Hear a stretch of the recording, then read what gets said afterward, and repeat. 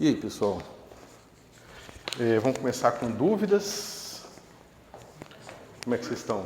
Professor, fiquei bastante confuso na parte que você definiu o tempo. Eu não consegui entender muito bem como que você fez. Eu entendi que você fez toda a construção do espaço euclidiano, né? Uhum. Só que depois você já foi pro argumento da força lá, né? Da aceleração. Você comentou um pouco sobre o tempo e tudo mais, mas eu não consegui pegar a ideia, assim. Tá, deixa eu entender em qual ponto do que você está se referindo. Porque assim, a primeira coisa que eu falei é o fato de que você tem várias fotos aqui do seu espaço que você está trabalhando, né? Então, digamos que tem um espaço aqui E0, né? E aí eu tenho um espaço E1. Aí você já tinha definido o tempo implicitamente. A única coisa que eu estou tentando trazer quando eu escrevo isso é dizer para vocês que as nossas noções de geometria, elas dependem de uma foto estática. Sim. De uma coisa que a gente chama espaço. Isso eu entendi. Né? A gente ainda não entrou nesse ponto aqui, numa discussão do que significa essa passagem de tempo, certo? Nesse começo da aula. Ok? Então a gente está simplesmente dizendo que existem esses dois quadros e que você pode associar pontos entre esses quadros. Tá certo? O que a gente fala depois, quando a gente fecha a construção da relatividade galileana, é quando, imagina que você pega esses planos aqui todos e empilha um em cima do outro, certo? Aí se você empilhar eles aqui, imagina que T é como se fosse uma pilha de panqueca, em cada panqueca dessa aqui é um espaço desse. Claro que aqui a gente pensa bidimensional, mas seria uma pilha de panquecas tridimensionais, tá certo? E aí você tem que, digamos, esse ponto aqui vai nesse mesmo ponto aqui, né? Estaria associado a uma linha reta aqui, em que as mesmas coordenadas são associadas a esses pontos, especificamente quando essa coordenada aqui passa, tá certo? Então até aqui a gente ainda não tem uma noção de tempo, tá certo? É só a folhação tentando mapear um no outro. Os pontos de uma folha na outra, perfeito. Aí a gente faz uma afirmação física. A gente fala o seguinte: eu pego qualquer partícula que esteja em qualquer ponto da primeira panqueca e ela se move até qualquer outro ponto da segunda. De qualquer forma, seja reto, seja assim, seja assim. Não, pode se cruzar. Tô falando, imagina que há duas coisas se movendo aqui nessa sala e aí o sistema de coordenadas está fixo no canto da sala. Então, se uma coisa se move, ela faz uma linha reta assim inclinada. Se ela está parada, ela faz uma linha vertical no tempo, certo?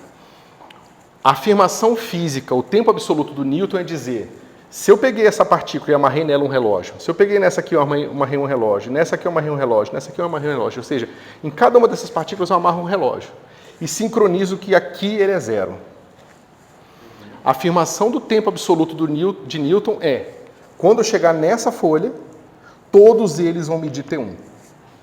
Não importa se o relógio ficou parado, não importa se o relógio está em movimento, não importa o que aconteceu com esse relógio, não importa se ele acelerou e é um oscilador harmônico, esse relógio está na ponta do oscilador harmônico, nada disso interessa. A afirmação do Newton é que, quando chegar nesse quadro aqui e eu olhar para o relógio de cada uma dessas partículas, todas elas vão medir T1. E é por isso que o tempo absoluto é estranho. Porque ele é absoluto. É isso que significa ele ser absoluto. É que não interessa o que esteja acontecendo, tudo passa igual para todo mundo. Claro que a gente precisa de um momento de sincronia para a gente concordar que aqui todo mundo é zero, mas é só uma questão de sincronia mesmo. Você pegar o relógio de cada uma de nós aqui e botar que é zero agora, entendeu? Não tem nada de especial nisso, é só uma escolha arbitrária.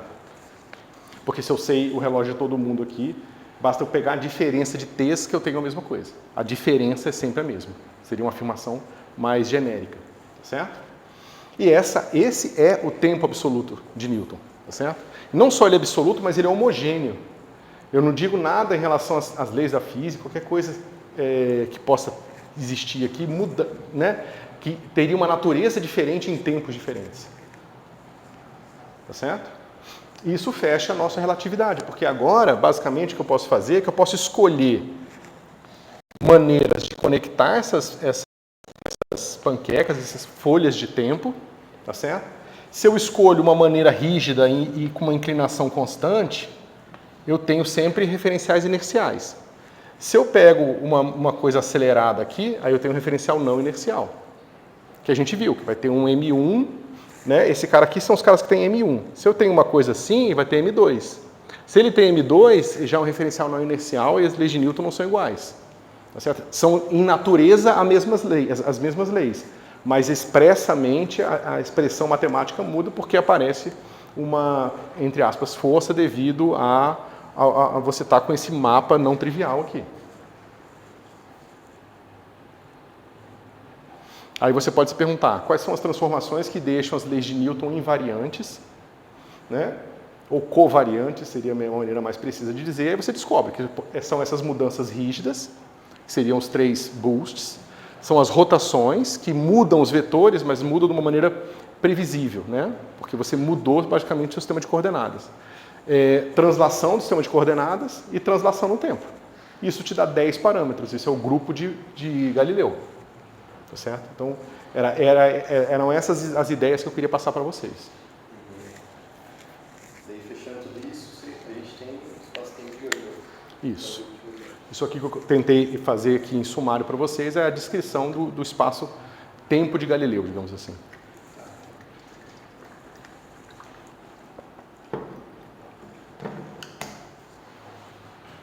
Perguntas?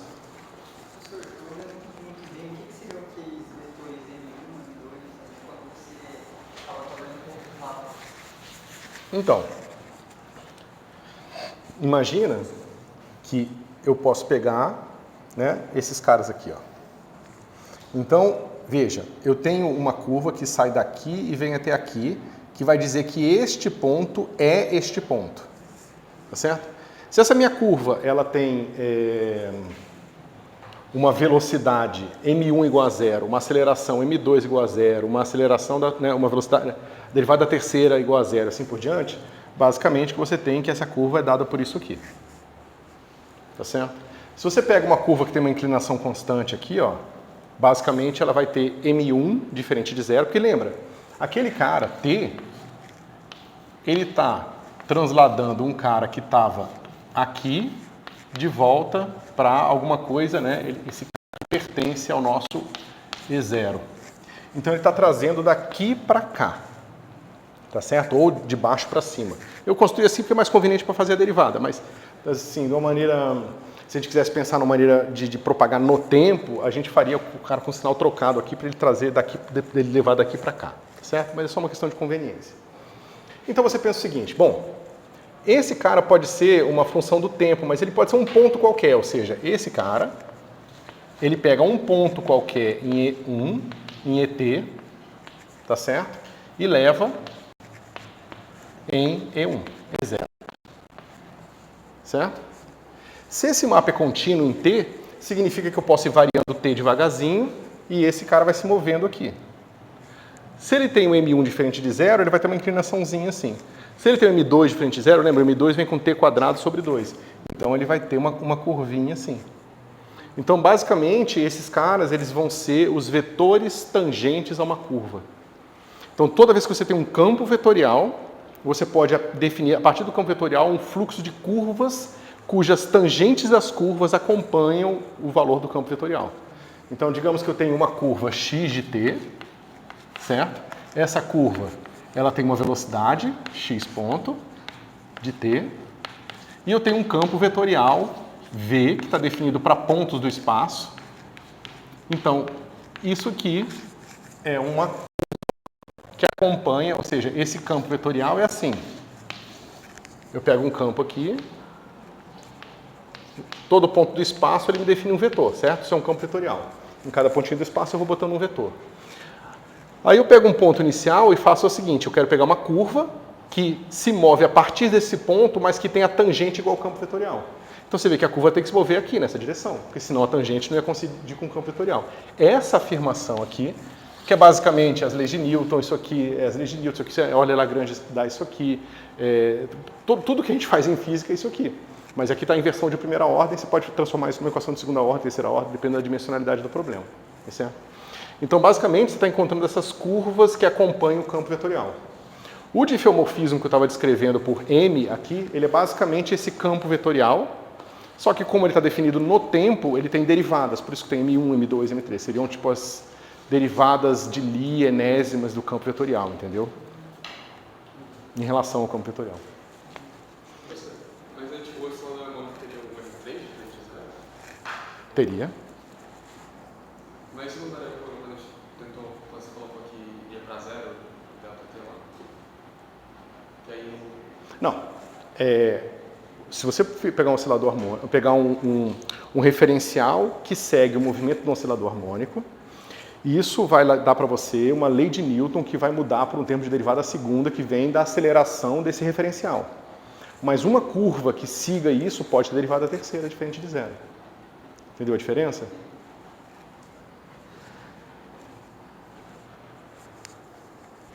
Ficou mais claro?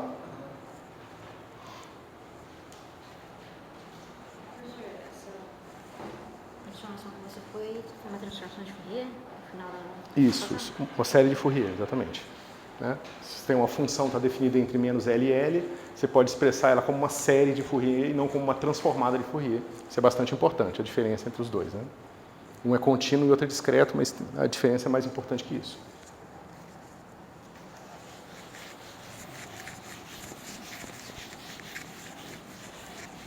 Mais dúvidas?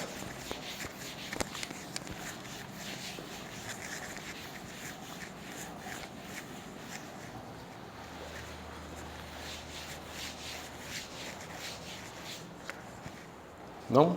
Então vamos lá. Nós estávamos aqui, né? A gente estava dizendo que novamente a gente volta para o mesmo desenho aqui. A gente tem o Y, tem o X, aí nós temos um φ, que eu coloco um T0 aqui, e isso é uma função de X e Y, certo? Você pode pensar que é um plano qualquer, uma chapa de ferro, e esse cara te dá a temperatura dessa chapa de ferro em cada ponto x e y dela. Né? Então você tem um quadradinho aqui, certo? E aí você faz essas medidas todas. E esse cara aqui, esse plano, essa chapa, ele está embebido no espaço euclidiano zero, que é o espaço euclidiano que está associado a essa primeira foto do tempo T0 aqui, certo? E agora você vai pensar que o tempo passou, certo? A gente geralmente não faz isso, mas nada nos obriga a marcar um sistema de coordenadas em todos os tempos, de forma que os pontos da chapa de ferro são sempre os mesmos. Mesmo porque isso não existe. Você pode pensar assim, mas toda chapa de... todo um pedaço, um bloco... Eu falei chapa de ferro para vocês pensarem numa coisa concreta. Você pode pensar que o canto dela é em si um certo sistema de referência. E aí você quer que os pontos em relação ao canto dela sejam sempre os mesmos. Mas isso é arbitrário. Né? Se você pensar, por exemplo, numa chapa de ferro infinita, e eu estou andando aqui em relação a ela, os pontos que estão parados nela, para mim, são uns, e você que está parado em relação a ela, os pontos que estão parados são outros. Então, quando o tempo passa, essa definição de pontos pode mudar de acordo com a minha vontade, de como eu vou me referir àqueles objetos, ao aquele objeto. Essa mudança é porque o inicial movendo ou parado? No sentido, eu estou movendo, eu vejo meus pontos se afastando de mim. Eu estou parado, eu vejo um ponto ali. Sim, mas lembrando que, dependendo de como você começar essa brincadeira, o que era movendo é o parado e o parado é o movendo. Ou seja, não tem nenhum cara especial aí. Dá para você fazer o mapa. Você fala, não, o outro que é o parado e esse que é o movendo, entendeu? Isso é uma questão arbitrária, você escolher quem é o parado e quem é o movimento. Certo? Então o ponto é o seguinte, imagina que eu tenho uma situação física em relação à barra, em relação a essa chapa de ferro. Eu tenho uma temperatura que está aqui, certo? Então digamos que a temperatura aqui seja 0, sei lá, qualquer coisa, e aqui é uma temperatura alta, 50. Quando o tempo passa, essa temperatura vai se difundir pela barra de ferro, ou seja, a temperatura vai diminuir aqui e vai começar a aumentar em volta, certo? Então você vai ver que esse campo ele tem uma dinâmica de acordo com isso aqui.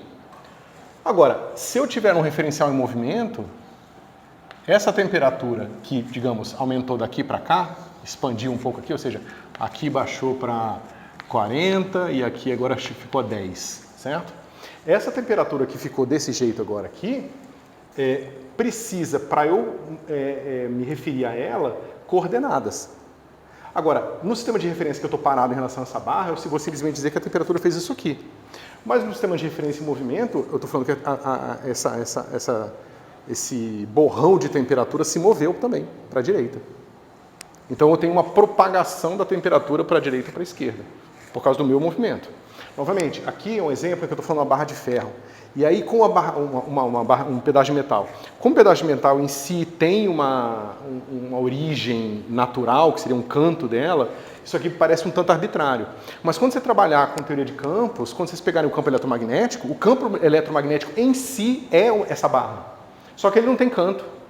O campo eletromagnético está espalhado no espaço inteiro e você anda em relação a ele ou está parado em relação a ele. Entendeu? Então, realmente, você não consegue distinguir se uma coisa está parada ou em movimento em relação a ele. É tudo arbitrário. Então, não existe movimento absoluto digamos assim, o movimento absoluto da configuração do campo no seu espaço. Entendeu? A configuração do campo, ela também é relativa. Assim como o movimento das partículas é relativo, a configuração do campo é relativa. Certo? E, naturalmente, que isso vai afetar as equações de movimento. E é isso que a gente vai ver agora. Tá certo? Então, você pode se perguntar agora qual é o valor, né, no tempo T1, qual é o valor da temperatura num certo ponto. E aí você precisa se decidir o que é o mesmo ponto. Ou seja, eu quero saber se a temperatura no ponto P mudou. Certo? Agora, quem é o ponto P aqui? Porque dependendo da minha definição de ponto P aqui, ela pode ter mudado ou não, de acordo com esse gráfico que eu fiz aqui. Se meu ponto P aqui vira esse ponto aqui, significa que ela mudou. Agora, se o ponto P aqui significa que esse mesmo ponto P aqui, ela não mudou ainda. Tá certo? Então, há uma coisa ter mudado, ou seja, parte da configuração do campo ter mudado ou não, é relativo. Certo? Bom, a gente viu aqui que T. Eu fiz epsilon, então eu vou continuar com epsilon para não confundir. Então, esse cara vai ficar assim. X mais M1 epsilon, certo? Deixa eu ver. Tá, isso aqui não precisa. Por que eu escrevi duas vezes? Tá. Então, só para lembrar que esse cara aqui, eu vou botar um T aqui. Não, peraí. Um epsilon aqui. Só. Tá, deixa eu. É que eu mudei a anotação aqui, deixa eu só ver. Vou fazer assim. Tá? Então, esse ponto aqui é um ponto naquele espaço. Igual a gente estava fazendo antes, esse mapa aqui, ele está levando pontos do E epsilon de volta para o E0, tá certo? Então, esse cara aqui é o mesmo ponto antes, ok? A função desse espaço aqui, ao invés de x? É, mas eu estou primeiro olhando os pontos. Eu quero primeiro ver como é que os pontos se transformam para eu usar isso para ver como que a função φ mudou, dependendo de como eu escolho a identificação dos pontos. Então, vamos lá. Oi? Esse aqui é o M1. M1. Tá? Então, a gente só vai lembrar aqui de algumas coisas, né? A gente vai lembrar que T epsilon vai levar do E epsilon para o E0, certo? E a gente vai lembrar que tem uma inversa desse cara aqui, que vai levar esse x que pertence a epsilon nele mesmo. Certo? Então, esse cara aqui, eu não vou fazer assim não para não confundir com aquilo que a gente tinha definido na aula passada. Eu vou botar um -1 aqui. Tá certo? Esse aqui é o mapa inverso desse cara aqui, ou seja, ele traz de volta o ponto para o ponto onde ele estava antes de sair. Certo? Então, ele vem para cá e volta para cá no mesmo ponto. Ok? Então, como é que eu posso usar esses mapas agora? Eu posso usar esses mapas para fazer a seguinte pergunta. Eu pego um ponto que está aqui, tá certo? Mapeio aqui, vejo o novo valor da temperatura, do que é que seja o meu φ aqui, e trago de volta para cá. tá certo? E posso comparar com o valor original do meu campo lá naquele ponto, tá certo? Que é justamente para eu saber se a configuração naquele mesmo ponto, onde mesmo ponto agora carrega esse mapa aqui para sua definição, tá certo? Para eu saber se o valor no campo, naquele mesmo ponto mudou, relativo à minha definição de mesmo ponto, ok? Então, eu posso fazer o seguinte. Esse cara aqui é um mapa que leva... Deixa eu fazer... É que eu mudei a anotação, pessoal, estou adaptando aqui, tá? Então, esse cara pega esse cara no meu euclidiano tridimensional e leva em R. É um campo escalar, tá certo? Então, eu posso pegar esse cara e eu posso compor com esse cara aqui.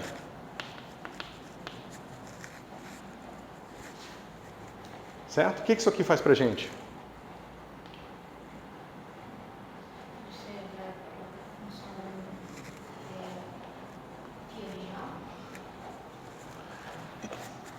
Isso, eu estou transportando a função φ para o espaço original. Certo? Então esse cara aqui ele vai levar do meu E3, 0 em R. Então vamos lá. O que eu estou fazendo fisicamente? Pego um campo que tem uma certa dinâmica. Deixa essa dinâmica acontecer um pouco. Então o campo se modifica um pouco. Aí eu pego essa foto desse campo, depois que ele mudou um pouco, e arrasto de volta, usando a minha definição de identificação de pontos. Então é só isso que eu fiz. Eu deixei o campo mexer e vi como seria esse campo se eu estivesse vendo ele nos pontos originais. Ou melhor, no mapa, na foto original, usando um certo mapa que define essa conexão. Certo? E isso é dado por isso aqui. Tá?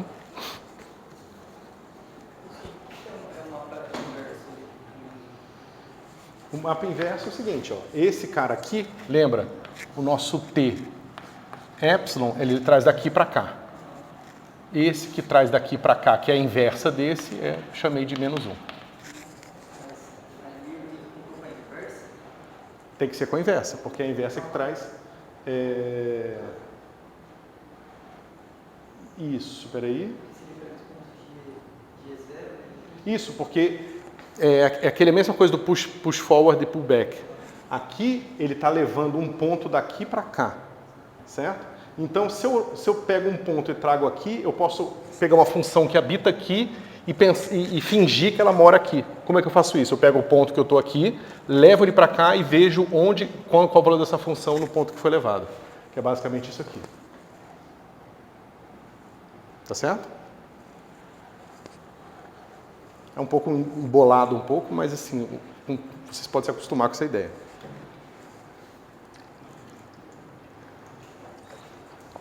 Então, quando a gente vê um filme, a gente está vendo sempre isso aqui, ó. Por que a gente está vendo? A gente está vendo assim uma onda no mar. Quando você está vendo a onda no mar, o mar tem uma certa configuração, certo? Essa configuração ela está relativa a um referencial que você está olhando, aquela fatia do mar. Aí você vê uma onda se movendo, significa que aquela configuração ela está se movendo no mar, tá certo? Então, você está olhando tudo como se você estivesse no quadro original, em relação ao quadro original. Tanto que se você pegar uma onda se movendo no mar e botar uma câmera acompanhando aquela onda, se fosse um sóliton, né, uma onda não linear que não se espalha, você veria aquela onda parada, certo? E as duas maneiras de ver a onda são tão válidas quanto a outra. Só que numa eu estou dizendo que os mesmos pontos são a fatia do mar que eu escolhi para se referenciar como mesmo ponto, e aí a onda se move. E agora os pontos que eu escolhi para serem os mesmos estão se movendo junto com a onda. Então a configuração do campo ela está morando aqui. Tá certo? Quando eu empilho esses caras todos, eu amasso essas panquecas todas, elas viram uma coisa só. Certo? E muitas vezes, matematicamente, isso causa problemas. Tá certo? Mas aqui eu só estou chamando a atenção de vocês para vocês entenderem, assim, profundamente como é que é a arena onde a gente faz a física. Tá certo? Porque todas essas idiosincrasias matemáticas que a gente tem aqui, elas são importantes para a construção das teorias e para a compreensão das teorias também.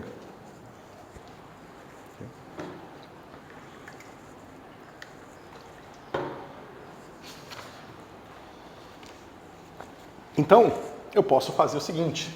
Agora, esse meu campo aqui, ó, ele está definido sempre aqui. Então, eu posso dizer que eu tenho uma função, né? Aí eu vou botar um t aqui qualquer, não precisa mais ser pequenininho, e x, que vai ser dada por isso aqui, ó. Cadê você? Esse cara aqui é o campo que evoluiu até t agora, tá certo? Que é um tempo qualquer, não precisa mais ser epsilon, certo? Mas que eu arrasto de volta com o meu epsilon menos 1 de x. Tá certo? E aqui a gente vai supor que esse negócio é suave. Mas isso aqui, pessoal, é o que eu estou descrevendo para vocês. Aqui são as configurações que vão acontecendo ao longo do tempo, por causa da dinâmica própria, que a gente não está lidando com a dinâmica própria aqui por enquanto, tá certo? E eu estou sempre usando esse cara, né? Eu estou sempre usando esse cara aqui para definir minha função, tá certo? Esse cara aqui leva o ponto x do original para o tempo apropriado e calcula o meu φ naquele tempo apropriado. Tá certo? Bom, o que acontece se eu calcular a derivada temporal desse negócio? Porque, veja, a minha pergunta é a seguinte: esquece essas mudanças aqui todas. Vamos pensar o que a gente fez no laboratório para obter o eletromagnetismo. Então, a gente vai no laboratório, fixa um referencial no laboratório, mede a força, encontra ali a lei de Coulomb, né? Faz a mesma coisa para o campo magnético, encontra a lei de Biot-Savart. Aí faz todas as extensões que foram feitas, sempre para esse mesmo referencial. E encontra as equações de Maxwell. Das equações de Maxwell, você descobre que todas as componentes do campo elétrico, todas as componentes do campo magnético, satisfazem essa equação aqui, ó. 1 menos 1 sobre c quadrado, del T2, tá? Mais Laplaciano de φ igual a zero. Tá? Então, para todos os efeitos, pessoal, isso aqui é uma equação empírica. Tá? Você pode construir ela de outros primeiros princípios, eventualmente vocês vão aprender que isso aqui é uma teoria de Young-Mills, um bóson, não sei das quantas, ou seja, você pode brincar com os axiomas, escolher outros axiomas e deduzir isso como uma consequência. Isso a gente faz na física o tempo todo. Mas nesse ponto, vocês têm que pensar nisso como uma lei empírica. A gente mediu e descobriu que o campo elétrico, a componente X do campo elétrico, o componente Y do campo magnético, o que quer que seja, satisfaz essa equação aqui. Tá certo? Então, nos experimentos que vocês viram ou vão ver ainda em física moderna, você mede essas coisas aqui. Você vê que o campo eletromagnético realmente oscila, que esse é a luz, a propagação da luz e tal, e assim por diante. Tá certo? A pergunta é, eu fiz isso no referencial, tá certo? Só que eu posso usar essa brincadeira aqui para falar o seguinte, nesse referencial que eu medi, φ satisfaz isso aqui. Mais um referencial nada mais é do que uma escolha de um t desse aqui. E como a gente viu, a escolha de um t é basicamente a escolha dos m's. Mas a gente viu mais, a gente viu que a escolha dos m's, que só tem m1, ela é especial porque ela preserva as equações de Newton. Agora, será que ela preserva essa equação aqui também? Porque se ela não preservar essa equação aqui, o que isso vai indicar para a gente? Que teria que ter uma equação para cada referencial. E isso vai fazer com que duas pessoas, ou muito mais pessoas, na verdade, passem 50 anos procurando essas equações diferentes. Certo? E foi o que aconteceu. Então, vamos lá. O que acontece quando eu calculo a derivada aqui?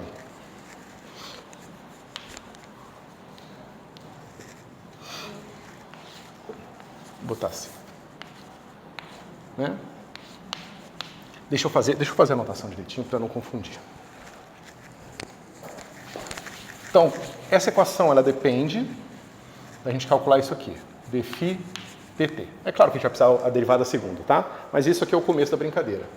Mas a derivada parcial dessa função em relação a x, a t, é igual à derivada total dessa função aqui. Certo? De t, só que aqui eu tenho o meu t menos 1 de x. Certo? Só que vamos lá. Isso aqui vai ficar assim. D dt de φ de t. E aqui, ó, esse mapa é o mapa inverso, mas como eu estou querendo fazer o mapa só com o... Só tem o M1, a inversa é fácil, né? É só jogar o cara para o outro lado. Tá certo? Se eu aplicar a inversa aqui, vai dar a inversa do cara, que é a identidade, a inversa aparece aqui, e aí eu tenho esse cara jogado para cá. Certo? Em primeira ordem. Então, isso aqui vai ficar assim. X menos M1T. Certo? Essa aqui é uma função que tem uma dependência no tempo aqui, que é a dependência do tempo que vem da sua mudança mesmo, né, da sua dinâmica, mas tem essa dependência no tempo que veio de como eu identifico os pontos. É esse cara aqui que faz a onda que parece estar parada no referencial, está movendo em outro, ou vice-versa. É esse termo aqui, que ele está identificando pontos diferentes quando o tempo passa. Certo? Mas quando eu calculo a derivada, eu vou ter o quê? Isso aqui vai ficar del φ de t dt, que é a derivada em relação a esse tempo aqui. Deixa eu ver se foi isso. Calculado nesse ponto. Pessoal, isso aqui é um exercíciozinho de derivada parcial, tá? Eu acho que vocês já estão com maturidade para entender isso aqui bem. Mas se não entenderem, não tem problema, me falem que eu abro aqui os detalhes, certo? Então, isso aqui vai ficar menos M1, né? Quando eu derivar em relação a esse t aqui, porque a derivada total ela vai atuar aqui e vai atuar aqui. A derivada, quando atua aqui, vai ficar esse cara aqui, escalar gradiente de φ, tá certo? Calculado nesse ponto.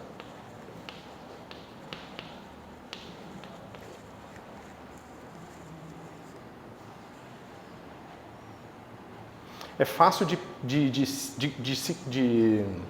se convencer que isso aqui faz sentido, tá? Qual é a taxa de variação de uma função cujos pontos, os argumentos estão se movendo? Né? É quanto que ela se moveu naquele novo ponto, mais a taxa de variação dela na direção que o ponto se moveu, né? Vezes a variação dele, né? Que é isso aqui. Ok? Que é esse aqui. E como é que fica a derivada segunda? Vai ficar assim, ó. Veja, esse cara aqui é uma derivada parcial. Duas derivadas parciais, eu posso reescrever antes esse negócio assim, ó. Isso aqui vai ser del t menos M1 escalar gradiente. Tudo isso aqui atuando aqui.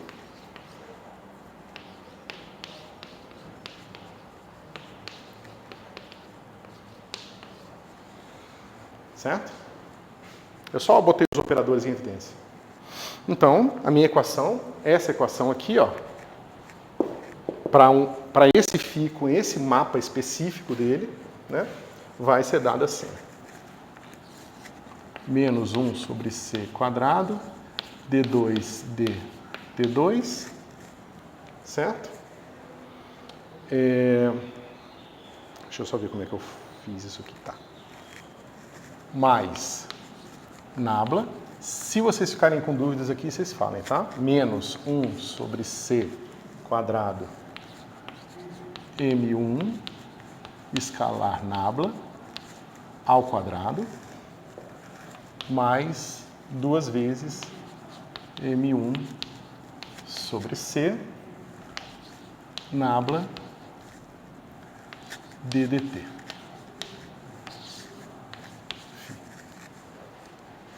Tá? Pessoal, a única coisa que eu fiz foi que eu tenho esse cara aqui ao quadrado. Esse operador está ao quadrado, porque ele atua, eu tenho derivada segunda aqui. Ó, e tem 1 sobre c multiplicando ele. Então, vai ter o D2, esse termo aqui ao quadrado vai dar esse cara aqui ao quadrado, entre aspas, quadrado, né, que vai ser esse termo aqui. A gente vai ter o termo do nabla, que já estava aqui.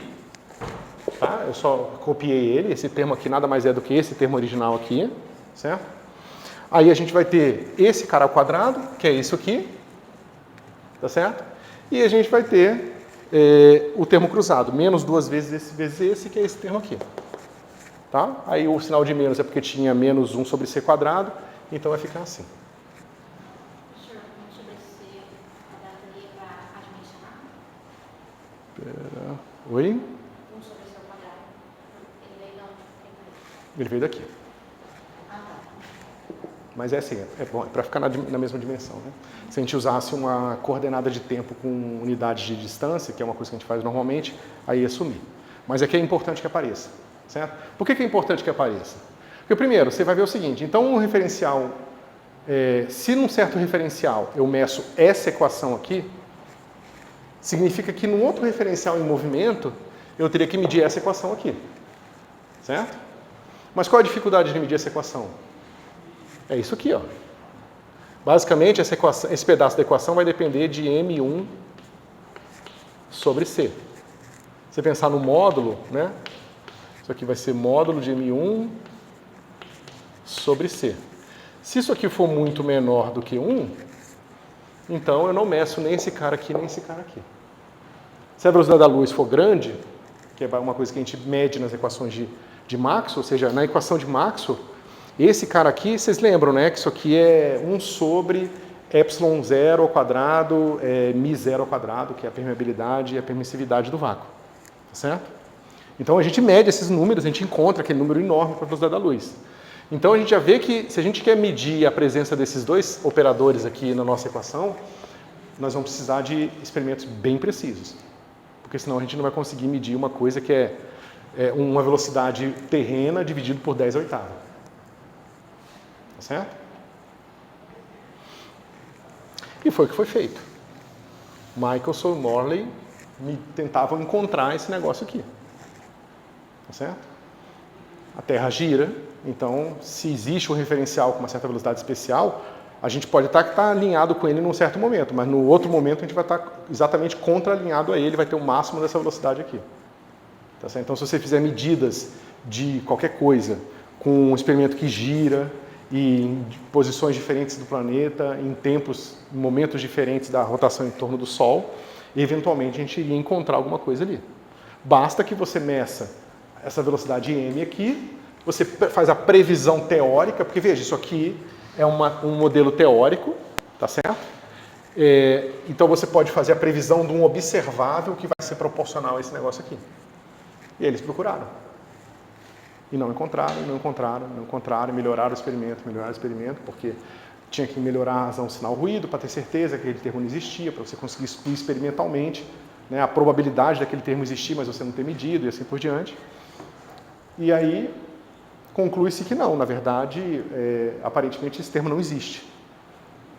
Onde é que está o problema?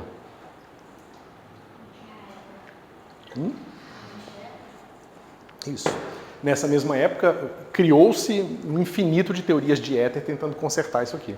Um éter que estica, que puxa, que faz não sei o quê, que arrasta junto com a Terra, entendeu? Tentavam consertar a teoria, né, mexendo no modelo de éter. Assim como a gente faz para várias coisas na física. Às vezes está certo, às vezes está errado. Nesse caso estava errado. Então, construiu-se aí centenas, milhares de modelos de éter nessa época que hoje não servem para nada. Claro que nunca é tempo perdido, porque a estrutura matemática, o que se aprende fazendo as coisas é sempre útil, mas do ponto de vista do que foi feito em si, não foi útil para nada. Né?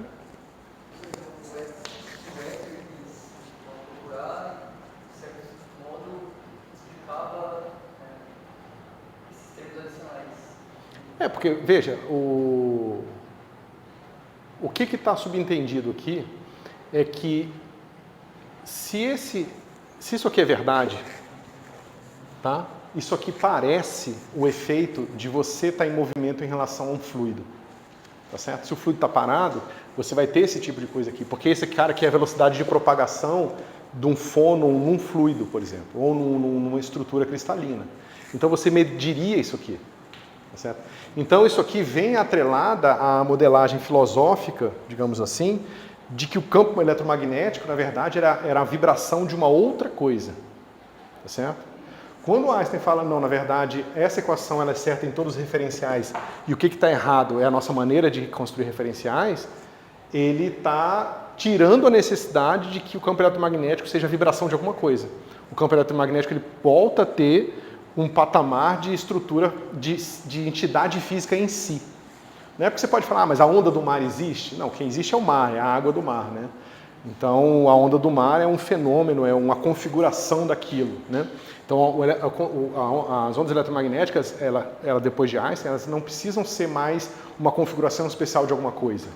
Elas passam a ser a coisa em si, né? O eletromagnetismo é uma coisa em si, certo? Então, a gente precisa consertar isso aqui. E como é que a gente conserta esse negócio?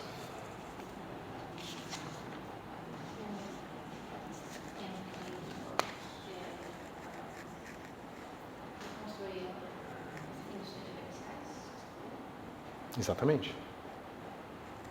Mas como? Assim, o que a gente precisa mudar lá?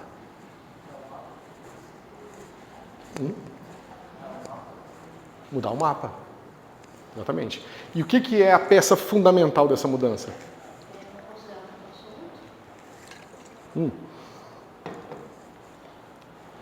Isso acaba sendo uma consequência. Você não consegue mais ter o tempo absoluto. Não é assim que a gente constrói. Eu não sei se daria para construir a formulação da relatividade restrita partindo de que o tempo não pode ser absoluto. Normalmente o que se faz é considerar que alguma coisa eu preciso forçar para que essa equação não mude. Velocidade da luz constante. Essa foi a escolha do Einstein.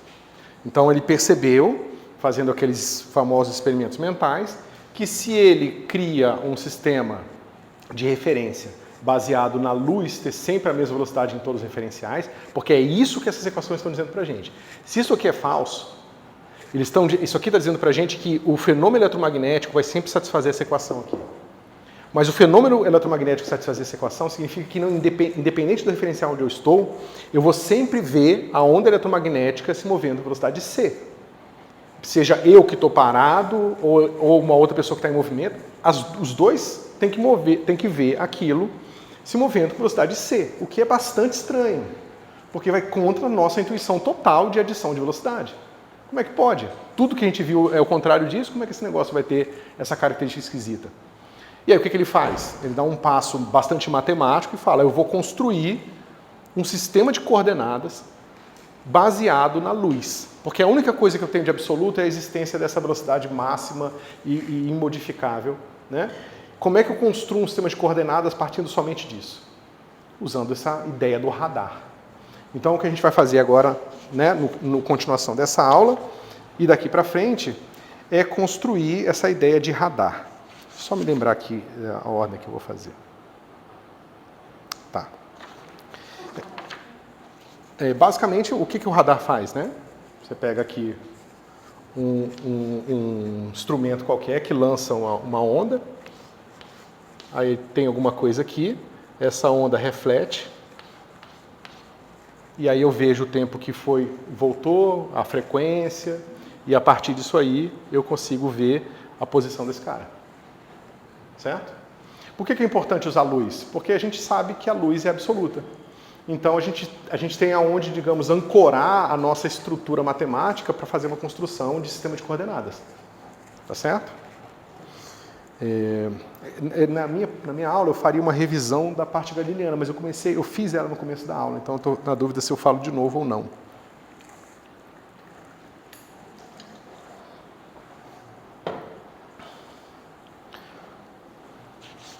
Tá, isso aqui eu já falei.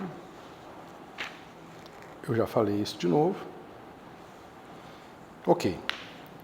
Então vamos fazer uma construção que respeita que a velocidade da luz é c, independente de como eu faço a conexão entre os pontos. Tá certo? Isso vai ser um tanto complicado, porque a gente vai ter que nós vamos ter que tirar da nossa intuição um monte de coisa que nós já temos, né? E tentar fazer uma construção rigorosa sem usar essas intuições prévias nossas.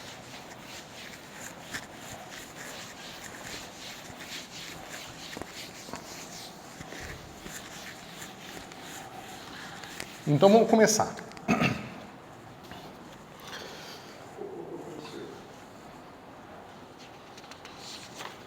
Mas, tipo, ali a gente está falando de velocidade. Por que fixar o C em si? Como é que a gente fala isso? Bom, como eu te falei, eu não sei se existe uma outra maneira de construir relatividade geral, relatividade restrita que envolva uma fixação ou um outro axioma básico, tá?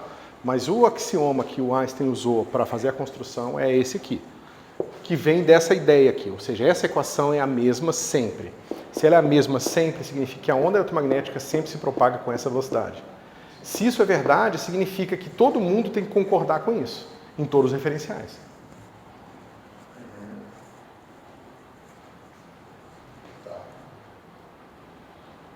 Mas é estranho, tá? A hora que você começar a examinar isso mentalmente, você vai ver que a existência de uma coisa absoluta como essa aqui, ela é muito contraintuitiva. Infelizmente ou felizmente, não sei, porque eu acho que seria estranho o mundo se fosse um tempo absoluto também. Isso é verdade, isso é medida, a gente sabe que isso é verdade. Eu perguntei por que a velocidade, porque faz essa transição, né? Tem um limite para interação ser no C. Mas na galileana você não tem limite, é instantâneo, né? Você tem potencialmente qualquer velocidade. Qualquer velocidade. Isso. Não sei. E veja, a força que você precisa fazer para ter uma aceleração constante é uma força finita, certo? Tanto que você acelera alguma coisa, quando você joga aquela coisa, não precisa de uma força infinita para acelerar alguma coisa. Se você acelera alguma coisa durante um tempo finito, mas muito longo, você pode atingir, no limite, qualquer velocidade. Sim. Tá certo? Então,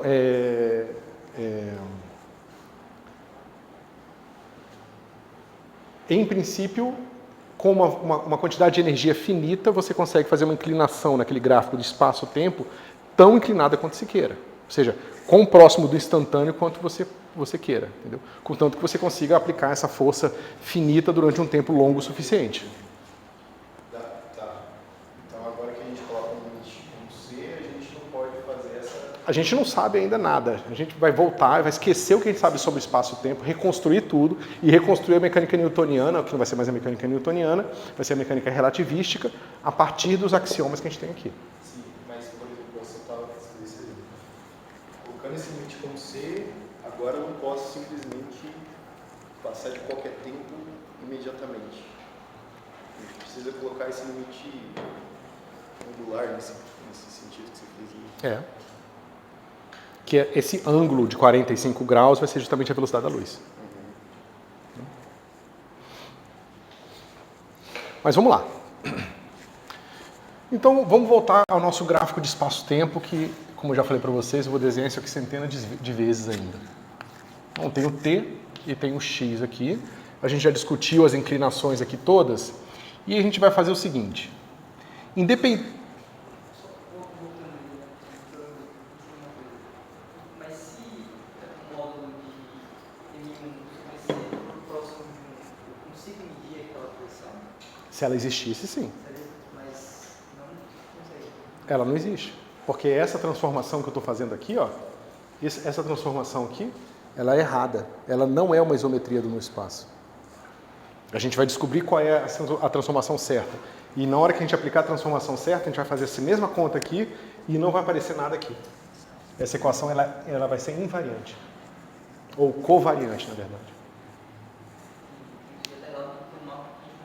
Porque isso é uma transformação galileana. Aqui tem a pressuposição do tempo absoluto, dessas coisas todas, que não se sustenta. Então, na verdade, esse termo ele está certo sob a hipótese que está errada. Quem está errado é a hipótese. Né? Então, não está 100% errado, é só uma parte que a gente vai poder... Como tudo na física, ela está aproximadamente errada. A gente pressupõe que tudo na física está aproximadamente errado. Né? Ou aproximadamente certo. Depende se você é otimista ou pessimista. Então, de alguma forma, por exemplo, a gente vai na transformação de Lorentz. Transformação de Lorentz, a gente precisa voltar para a transformação de Galileu. Isso. A gente precisa revisitar o que a gente construiu nas transformações de Galileu e repensar do zero. Certo? Próximo de zero. Exatamente o que acontece. Se vocês tiverem um dia a vontade ou interesse de estudar a teoria de grupos, vocês vão ver que o grupo de transformações, o grupo de Lorentz, ele tem uma aproximação de baixas velocidades, que é o grupo de Galileu. Então, mesmo do ponto de vista da estrutura de teoria de grupos, um grupo está, digamos, embebido dentro do outro. Sim, tá. Imerso. Você quer falar que é o de Galileu é um subgrupo de Lorentz? Ou na imposição dos limites? Não é um subgrupo propriamente dito, porque um subgrupo ele precisa ser tal que a aplicação de duas transformações sempre está no subgrupo. Então, digamos assim, você tem um grupo de rotação, certo? Então, eu posso girar aqui, eu posso girar aqui e eu posso girar aqui. Você pega assim, todas as rotações que estão presas no plano x e y. Isso é um subgrupo. Porque se eu aplico uma rotação, depois outra, depois outra, depois outra, eu sempre acabo numa rotação que está aqui, eu não mudo, tá certo? No caso do grupo de Galileu, ele tem uma estrutura mais complicada como subgrupo. Ele não é um subgrupo justamente porque você faz uma mudança de velocidade pequena. Então você fez uma mudança de um referencial parado para um referencial com uma velocidade de 1 metro por segundo. 1 metro por segundo, 1 dividido por c é muito pequenininho. Então é aproximadamente uma simetria. Mas se eu faço essa transformação 1 milhão de vezes, aí eu já saio do grupo de Galileu e já estou chegando num pedaço que teria que ser grupo de Lorentz, entendeu? Então não é subgrupo. É igual ao subespaço vetorial, que você soma dois vetores, tem que estar no subespaço para ser subespaço, entendeu? Então, esse tipo de estrutura em que você tem uma subestrutura que é aproximadamente independente, ele é muito rico e muito complicado, e muita coisa na cosmologia depende disso. Porque a teoria de perturbação, ela faz isso. Você faz as perturbações no campo gravitacional e você pensa que as perturbações, elas são, como é que se diz? Uma solução particular de uma equação. Então você fala assim, tem uma perturbação do campo gravitacional, isso é uma solução particular. Mas não é uma solução particular porque é uma solução só aproximada, entendeu? Se você soma muitas soluções particulares, aproximadas, você pode estar numa solução que não é mais aproximada, entendeu? Por isso que, uma série de complicações acontecem lá. Vocês vão ver isso bastante num bom curso de Mecânica Quântica 2, se o professor chegar na teoria de perturbação dependente e independente do tempo. Certo? Então, o que a gente vai fazer para sustentar a nossa construção? A gente vai fazer algumas hipóteses ainda, tá certo? Que depois Einstein vai revogar também essas hipóteses como verdadeiras, tá? Mas, por enquanto, a gente vai fazer. Então, a gente vai dizer o seguinte. Eu tenho essa identificação de pontos aqui, tá certo? Que é aquela identificação vertical, tá certo? E eu posso ter um relógio que tem um mecanismo físico, tá certo? Conhecido, carregado por esse ponto aqui, certo? Esse cara vai medir um certo delta tal aqui, daqui para cá, certo? Aqui são os pontos do meu espaço. Eu vou supor que o que quer que seja o meu espaço, esses meus pontos nessas minhas fotos, ele é tal que a passagem do ΔT no mecanismo conhecido, ou seja, meu relógio é um átomo que decai, é um pêndulo que oscila, é alguma coisa física conhecida que eu estou usando o mesmo aqui. Então eu tenho o meu pêndulozinho aqui oscilando e tenho o meu pêndulo aqui oscilando, eu conto quantas vezes ele oscilou aqui, quando essa curva saiu daqui e chegou aqui, eu botei um pêndulo aqui e medi a mesma coisa aqui. Então aqui eu vou fazer uma certa suposição básica de homogeneidade de passagem de tempo. Eu não estou mais dizendo que os caras inclinados vão ter a mesma passagem de tempo, mas eu digo que independe de onde eu esteja aqui no meu espaço, o tempo passa igual. Tá certo? O que isso me permite fazer então? Eu vou dizer que para as curvas verticais,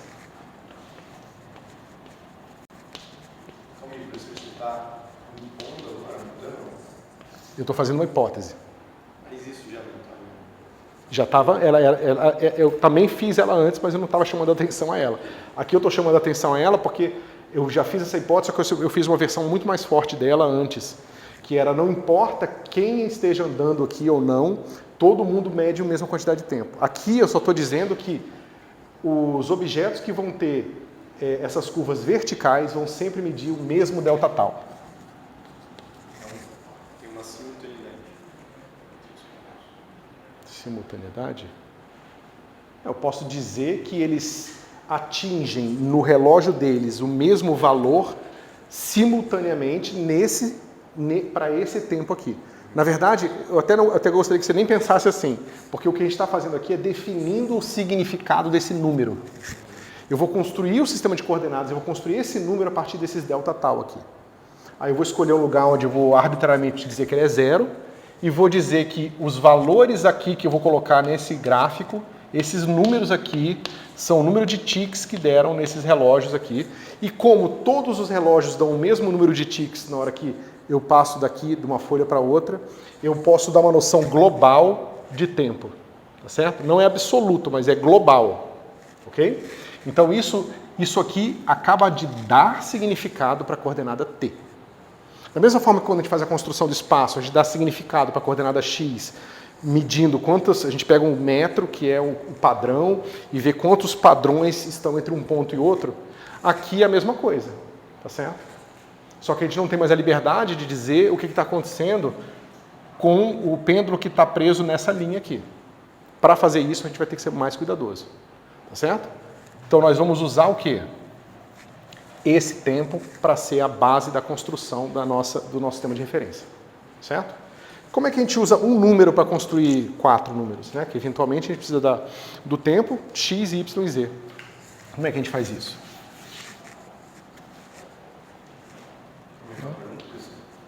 Então as linhas verticais medem t. Como é que a gente usa um único número para fazer essa brincadeira?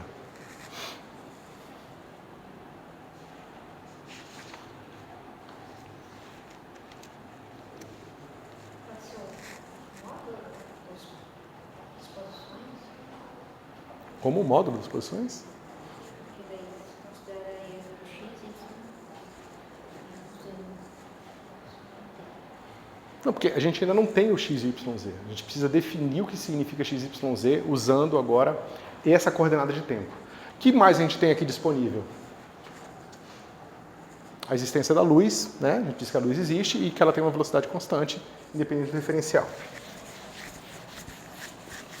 Vamos ver aqui se a gente usa e ver se a gente consegue construir a nossa noção anterior de tempo absoluto, certo?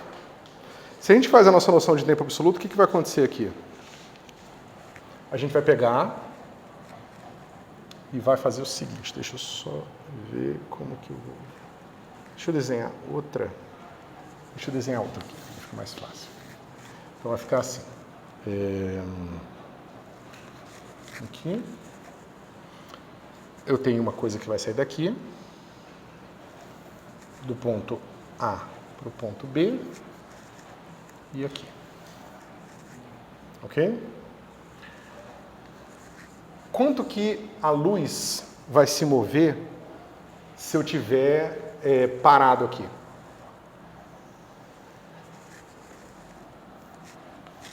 Né? Se eu tiver parado, deixa eu ver... Por que eu fiz os dois? Tá. Se eu estou parado aqui e a luz se moveu até aqui, quanto que ela andou daqui para cá, sendo que essa altura aqui é ΔT? Aqui A e ali é B. Se a velocidade da luz é absoluta, então ela moveu C ΔT. Certo? Então, aqui é o feixe de luz, tá? Eu vou botar aqui um gamazinho. Esse cara aqui é um observador B que está em movimento, tá certo? E esse cara aqui é o meu feixe de luz. Eu estou insistindo na minha ideia de tempo absoluto, tá certo? Beleza. Então, daqui para cá, ela moveu até aqui. Agora, deixa eu ver só uma coisa. Se o tempo é absoluto, então quanto que esse meu observador B se distanciou da luz aqui na hora que essa mesma quantidade de tempo passou? Vai ser C ΔT menos V ΔT, onde V é a velocidade, né, de B. Esse observador B aqui, ele está andando com a velocidade V para a direita. Então, é essa quantidade essa foi a distância percorrida pela luz. Tá certo? Eu estou fazendo uma conta muito simples, mas eu estou fazendo de uma maneira que eu tento trazer à tona os conceitos físicos que estão acontecendo aqui. Certo? Mas aí, se isso aqui é verdade, esses caras têm que discordar. Porque esse cara é diferente de C ΔT.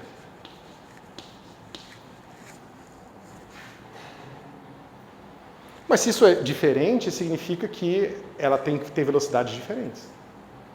Né? A velocidade aqui dela, para B, tem que ser C menos V. Obviamente. Tá certo? Então eu não posso manter o meu tempo absoluto e dizer que B também vai medir a mesma velocidade. Porque o que o B vai fazer? O B vai pegar... Vamos fazer isso aqui de uma maneira melhor. Eu sei que a minha luz partiu aqui de x0. Certo? E eu sei que ela chegou na posição x1. Certo? Se o tempo é absoluto, A vai dizer que a velocidade da luz foi x1 menos x0 dividido por ΔT. Certo? Se o meu tempo é absoluto, ou seja, se esse cara no B ele mediu o mesmo ΔT no relógio dele, ele vai falar o seguinte, bom, a luz aqui, ela vai estar a uma distância final, que é essa aqui, que é x1 menos V ΔT, peraí, menos x0 menos V ΔT, sobre ΔT. Vocês concordam? Porque ele vai falar o seguinte, olha, eu comecei com uma distância zero do feixe de luz. E eu terminei com essa distância aqui, do feixe de luz. Certo? Que é isso aqui, menos aquilo que ele andou na direção da luz. Então, se esse cara mediu C, esse não pode ter medido C. Se esse cara mediu C, C está aqui, ó, esse aqui dividido por isso é C, e esse aqui vai ser x1 menos x0 dividido por ΔT menos V. Então, se esse mediu C menos V. Se esse mediu C, aquele mediu C mais V. Então, é impossível que os dois meçam a mesma luz. Significa que esse cara aqui, ó, ele começou o experimento de eletromagnetismo junto com esse cara aqui. Ambos concordaram naquele ponto inicialmente. Eles lançaram um feixe de luz e eles estão vendo que o feixe de luz respeita aquela equação de onda lá que a gente tinha, que eu já apaguei aqui. Então, ambos vão dizer que, para eles, a luz tem que se propagar com aquela velocidade. Só que se eu falo que o tempo é absoluto, isso está inconsistente com a equação, que foi justamente o que a gente obteve lá. Então, eu não posso mais dizer que esse ΔT, que esse cara vai medir, que é assim que eu estou definindo o meu sistema de coordenadas, vai ser o mesmo ΔT que o B mediu. Se os cliques do relógio do B tiverem um compasso diferente dos cliques do relógio do A, talvez eu consiga conciliar esse negócio aqui. E o ponto é, sim, eu consigo. Mas eu preciso abandonar essa ideia de que todo mundo tem o tempo passando igual, independente do seu estado. Aqui, nesse segundo diferencial que você colocou, a gente teria que ver C também, na mesma velocidade. É porque se nós não virmos C, significa que aquela equação tinha que ser diferente. Significa que esses termos deveriam aparecer nele. Sim. Então não é uma questão de fixar só C. É fixar C para qualquer referencial. Não. Bom, não existe referencial ainda. Eu estou construindo tudo agora do zero. Não, sim. Eu acabei de construir um número aqui. Aí eu fiz a seguinte brincadeira. Vamos ver se eu digo que esse número é absoluto, que essa medida é absoluta, será que eu consigo uma constância da velocidade da luz? Eu acabei de mostrar que a velocidade da luz ser constante não é consistente com o tempo absoluto. Não, mas para você mostrar isso, você tem que definir referencial. Eu tenho que falar que isso aqui é igual a isso aqui. Não, sim, isso você já colocou isso como imposto, né? Uhum. Tá. Sim, eu já estou, de certa forma, definindo os referenciais, assim como a gente tinha feito no referencial galileano, tá certo? Que é o tempo absoluto. Mas essa é só uma construção para mostrar que não funciona. Sim, e o que eu falei é, tipo, não é só fixar C. Tem que fixar C para qualquer referencial, cada referencial VC. Constante. É isso que eu quero, mas eu acabei de mostrar que isso não é possível, porque não é consistente com a ideia do tempo absoluto. Tá. Certo? Mas até a ideia das coordenadas dos pontos vai ficar um pouco mais complicada, tá certo? Porque aí eu não posso mais ter essas coordenadas de ponto absolutas, tá certo? Eu meio que já dei uma dica para vocês construindo essas coordenadas de ponto de uma forma fluida, flexível. Esse C-V seria a velocidade que o B está vendo da luz, né? Seria que, exatamente, se B mediu essa quantidade de tempo aqui e no fim ele mediu essa distância entre ele e o feixe de luz, então essa é a velocidade que ele vai concordar como sendo a velocidade que a luz percorreu, se movimentou, com a qual ela se movimentou. Tá certo? Agora você vai pôr aqui. Agora eu vou fazer o seguinte, eu falar, não posso então mais dizer nada sobre, eu não posso dizer a priori nada sobre o tempo que B mediu a partir do que o tempo que A mediu. Mas eu ainda posso me sustentar no fato de que existe uma coordenada aqui que todos os observadores verticais vão concordar. Eu ainda estou dizendo que tem uma homogeneidade na passagem de tempo ainda, uma homogeneidade espacial. Não importa onde eu esteja, se eu tiver com o movimento concordando com ele ali, a gente vai medir a mesma coisa no nosso relógio. Tá certo? Se eu estiver parado, se esses caras estão parados em relação ao outro, eles medem o mesmo tempo. Certo? Só nesse caso. Exatamente. Eu estou partindo desse pressuposto. Medir aqui ao mesmo tempo dois referenciais, porque a mesma inclinação do B, por exemplo, o B você consegue ganhar. Seria para isso também, né? Como assim? Eu não entendi a pergunta. No caso, Duas retas iguais. Duas retas com a mesma Sim, inclinação. exatamente. A hipótese é que essas duas retas com a mesma inclinação vão medir a mesma passagem de tempo. Tá certo? Mais que isso, se eles tiverem uma trajetória maluca, mas tiver uma coisa igual aqui, eles vão medir a mesma passagem de tempo. Certo? Isso é a construção da relatividade restrita. Certo? O que simplifica muito, porque na relatividade geral isso não é mais verdade. Certo? Já está errado. Né? Eu estou ensinando um negócio que já está incompleto. Mas Da direção do movimento e a relatividade geral vai estar... depende de onde você está, exatamente. Porque seu espaço-tempo muda de ponto para ponto. Aí, bom, tudo fica mais difícil. Mas a gente chega lá, perto. Está aproximadamente certo, exatamente. Tanto que demorou bastante para a gente descobrir a relatividade geral.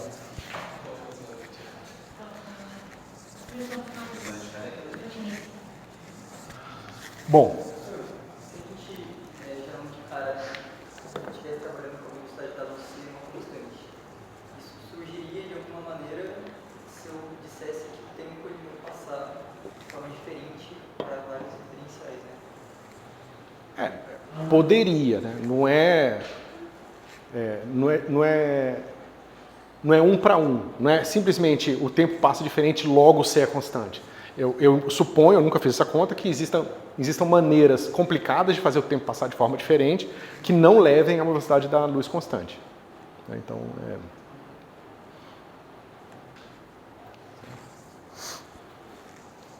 Tá palatável até aqui, pessoal?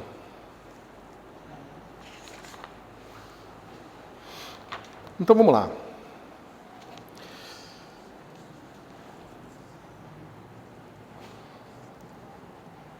Vamos construir, então, um sistema de coordenadas que a gente vai tentar se fundamentar nessa quantidade aqui.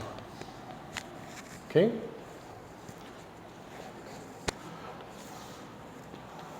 Digamos, deixa eu só ver como é que eu vou fazer a construção.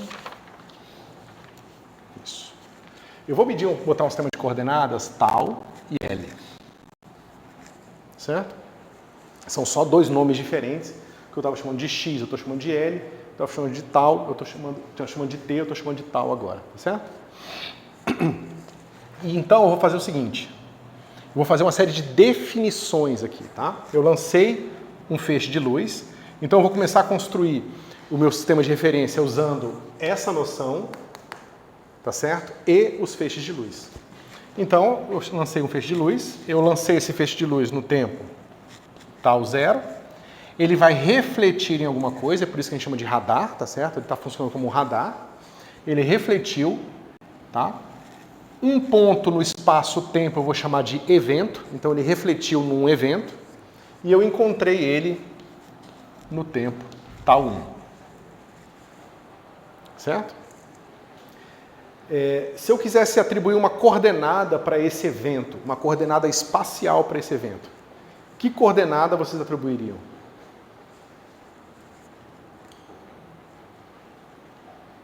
Eu falei temporal ou espacial? Temporal. Esse evento aconteceu numa certa coordenada tal aqui. Qual coordenada tal esse evento aconteceu? Ou seja, esse cara tem um reloginho dentro dele. Eu não estou me interessando no que está acontecendo nessa curva.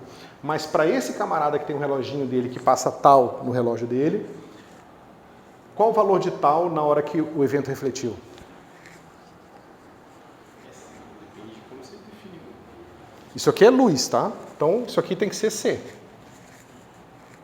E aqui tem que ser C. E se a luz é sempre igual, absoluta, independente da direção que ela vai, então a mesma quantidade de tempo que demorou para ir é que demorou para voltar.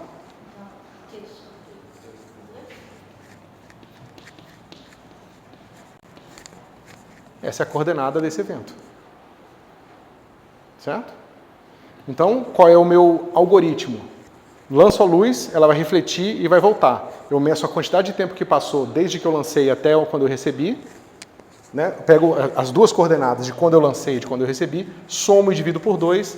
Agora eu sei quando que o evento ocorreu. Esse evento ocorreu na coordenada tal 1 mais tal 0 sobre 2. E que distância de mim?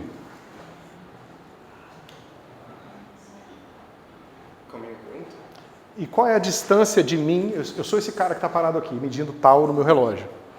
Esse evento eu sei que aconteceu nesse instante aqui, ó. Ou seja, quando o meu relógio bateu tal 1 mais tal 0 sobre 2, eu sei que a luz refletiu. Né? C tal 1 menos tal 0. Só que isso aqui é a distância toda, essa mais essa. Então é sobre 2. Certo? Então pronto, eu sou tenho um radar super tecnológico, fico lançando luz e medindo e dando coordenada para todos os eventos. Vocês concordam que isso aqui me possibilita dar uma carta que dá coordenadas para todo o espaço-tempo? Pelo menos para o caso unidimensional, que é tudo que importa para a gente por enquanto. Eu posso simplesmente dar coordenadas para todos os eventos do espaço-tempo usando isso aqui. Ponto de vista do relógio desse cara que está aqui. Tá certo? Agora, o que a gente precisa fazer é fazer a mesma brincadeira para um outro sistema de coordenadas e ver a relação entre essas coisas. Certo?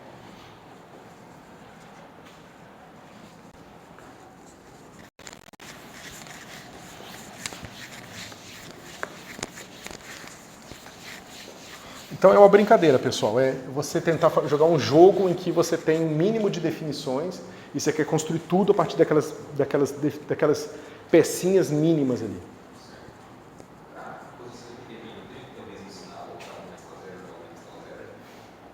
Como é que é? Para definição de tempo e de posição ali, teria que ter o mesmo sinal, tal 1 mais tal 0. Por que é diferente o sinal? Por que aqui é menos? Porque eu sei que a luz vai se mover a partir do momento que eu lancei ela. E se eu lancei ela aqui e recebi aqui, significa que ela se moveu durante T1 menos T0. Só que eu sei que metade do tempo ela estava indo e metade voltando. Por isso que eu faço esse sobre 2 aqui. Tudo certo?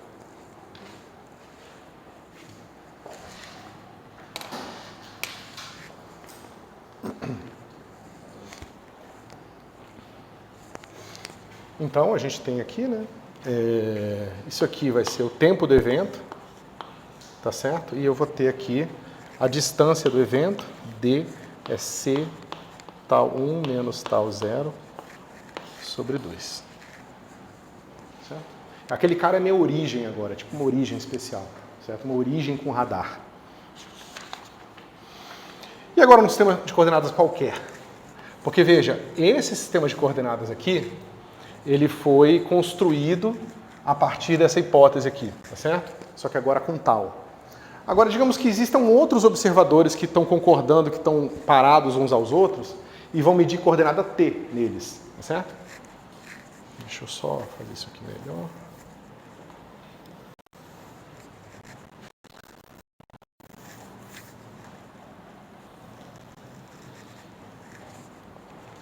Então vamos lá.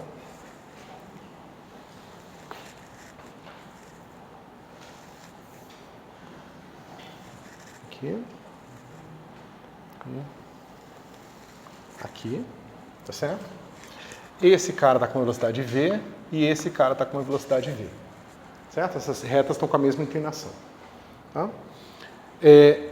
Esse cara, ele vai medir coisas no relógio dele, tá certo? Que não vai coincidir com T. Tá certo? Esse cara, quando ele mede as coisas no relógio dele, ele está medindo dessa forma aqui. Para ele está vendo isso aqui. Porque para ele está parado. Ele como centro do sistema de coordenadas que ele está construindo. Certo? Do ponto de vista dos caras que estão na linha vertical nesse sistema de coordenadas, eles estão medindo esse tempo aqui. Certo? Esse T que você definiu é como se fosse um diferencial parado que a gente fez. A gente construiu dois. A gente construiu esse cara aqui. Sim. E agora a gente vai construir um outro onde essa linha reta é essa linha aqui. A linha mental é essa linha. Isso. Tá certo? Vamos ver o que acontece do ponto de vista desse cara aqui. Então, num certo ponto, ele vai lançar um feixe de luz. Vai chegar aqui. Esse feixe de luz vai refletir. Aqui a inclinação tem que ser sempre igual, tá? Deixa eu...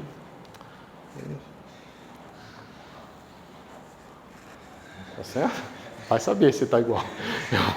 Mas né, imagine que esteja. Então, essa inclinação é a mesma que essa inclinação aqui, tá certo? E esse camarada aqui, ele vai descrever o que ele está vendo. Certo? O que ele está vendo aqui? Eu tenho aqui, ele vai falar, olha, ele tem vários amigos, cada um seguindo aqui. Né? E ele viu, esse amigo dele que estava aqui, ó, ele viu que esse cara, que é o cara que está habitando o coordenada tal aqui, lançou o feixe de luz para a direita no tempo t0. Tá certo? E esse outro amigo dele aqui, ele viu que a luz foi capturada de volta no tempo t1. Tá certo? Ok. O que vai acontecer aqui para a gente conseguir ver as coordenadas desse ponto, em relação agora aos tempos t e as coordenadas x? Primeiro, quando que é esse tempo t' aqui? A gente consegue calcular já. Não, calma, porque a gente não sabe não tem nenhuma ideia ainda de como associar essas coisas. Só que eu preciso construir uma coordenada para esse evento aqui, usando agora t e x. Tá certo?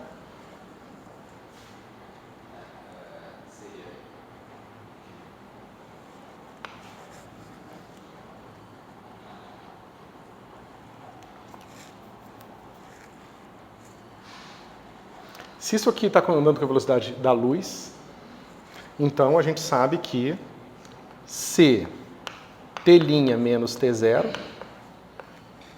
vai ser igual ao quê?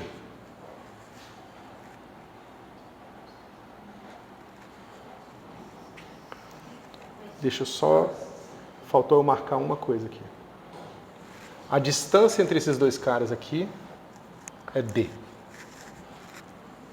Tá certo? E aí? Esse cara aqui vai ser V T' menos T0. Vocês concordam? Né?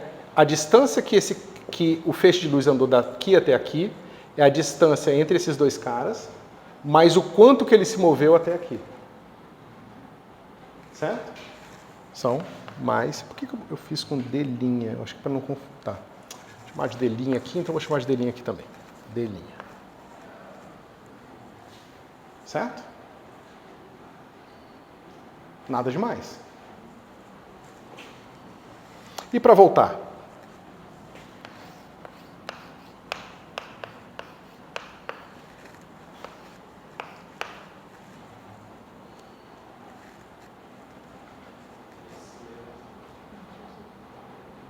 Espera um pouquinho que eu fiz...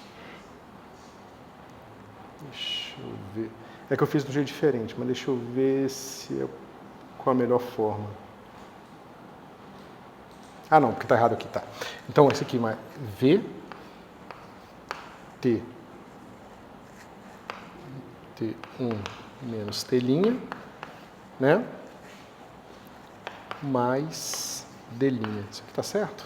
Deixa eu ver se eu errei alguma coisa. Isso, a mesma coisa, tá? Então, eles estão aqui, existe essa distância aqui, tá? Então, ele precisa se mover daqui para cá, só que ele não precisa mover essa distância aqui. Porque essa aqui é a distância que de T1 a T', esse observador aqui vai ter se movido nesse referencial aqui agora. Tá certo? Por isso que tem o menos V, T1 menos T' aqui. Que é quanto que ele vai se aproximar do feixe de luz e, portanto, chegar mais perto aqui, demorar menos tempo aqui. Certo? Enquanto aqui é o contrário. Aqui, eles começam com uma distância D entre eles, um está lançando a luz para o outro, só que como ele está se afastando, demora um tempo um pouco maior. Certo? O que a gente pode fazer com essas duas formulinhas aí?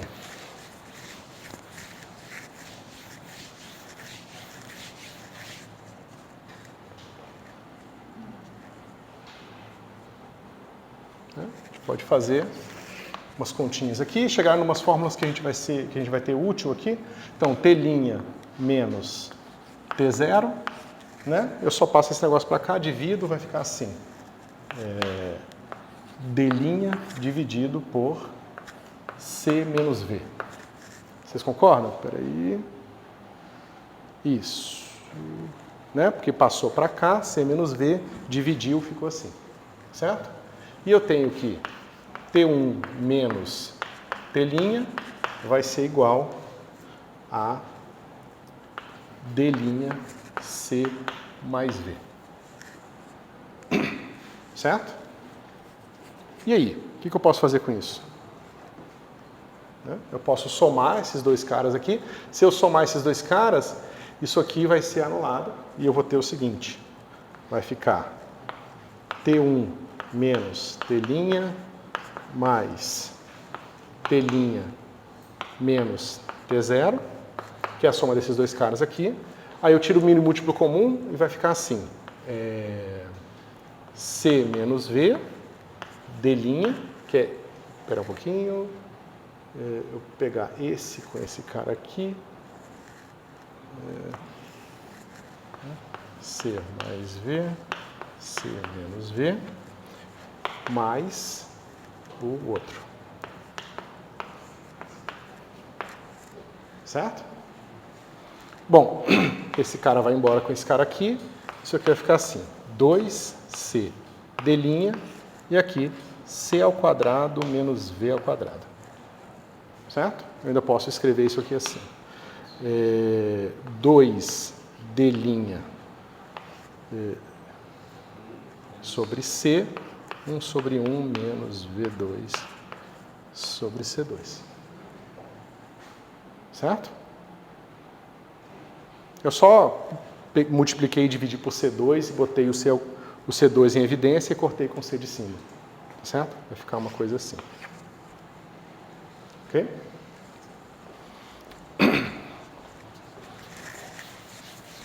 E o que mais eu posso fazer?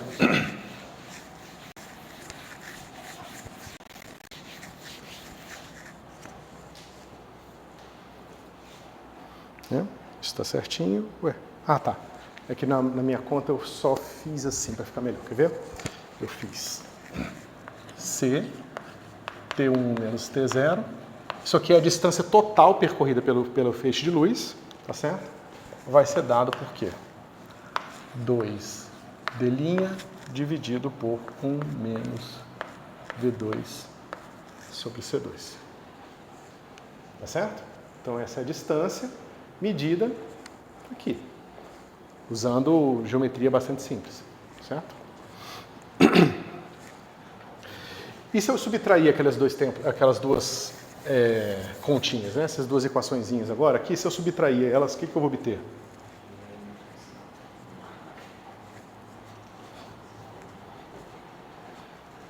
Deixa eu só...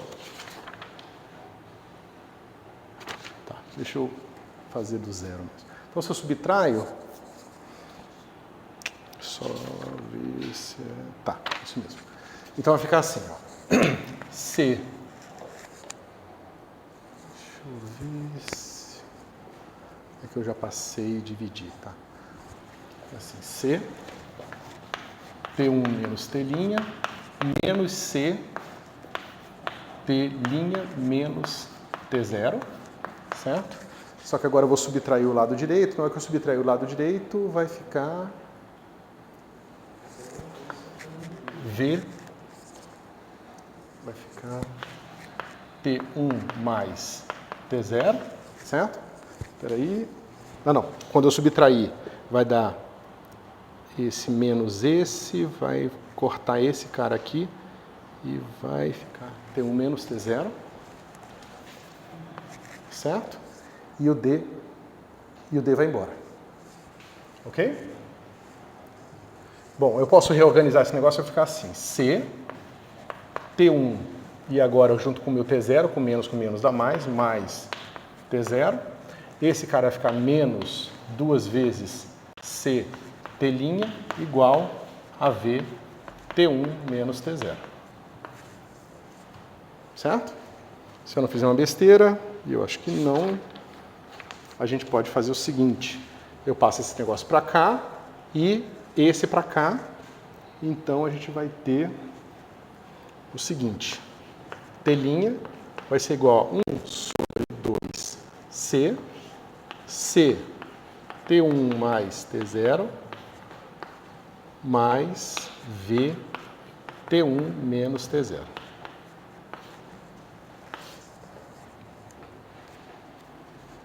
Tá certo? Ok. Então, veja, a gente agora tem o tempo onde isso aqui aconteceu. Esse evento aconteceu no tempo T', tá certo? E a gente tem também a posição em que isso aconteceu, que vai ser a distância original que a gente tem aqui, mais a distância até aqui, que a gente calculou também, tá certo? Deixa eu só ver que vai entrar uma coisa complicada, tá certo? E essa distância vai ser isso aqui, ó. C, T' menos T0 é igual a C mais V, T1 menos T0 sobre 2. Certo? Isso diz pra gente... Será que aqui eu já posso?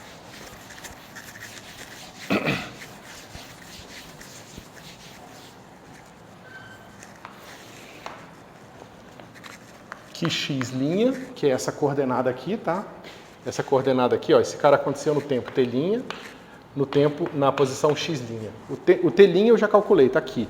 Agora o meu x' vai ser igual a C T' menos T0 mais V T0, certo? Ou seja, é essa distância aqui que ele andou, mais a distância daqui até aqui. Certo? Que é quando a coisa começou, que é isso aqui. Ok? Então, o meu ponto P, né, eu posso substituir agora essa fórmula que eu usei aqui e obter o seguinte, x' vai ser igual a C mais V, T1 menos T0, sobre 2, mais VT0, tá certo? E eu posso ainda fazer o seguinte, eu posso juntar esse negócio todo e vai ficar assim. Eu pego o C aqui, multiplico esse cara separadamente, vai ficar T1 menos T0 sobre 2, e eu pego o V junto com o V aqui, só que vai ficar assim, ó, V menos T0 sobre 2 mais T. Só que menos meio mais 1 é mais meio, tá certo? Então isso aqui vai ficar mais V T1 mais T0 sobre 2. Vocês concordam?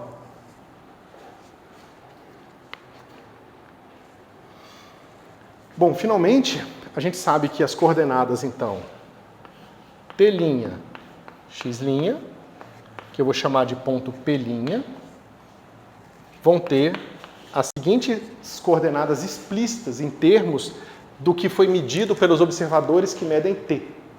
Tá certo? Que vai ser T1 mais T0 sobre 2, V sobre C, T1 menos T0 sobre 2. Olha que interessante. Vou apagar esse negócio aqui. E aí aqui vai ficar assim.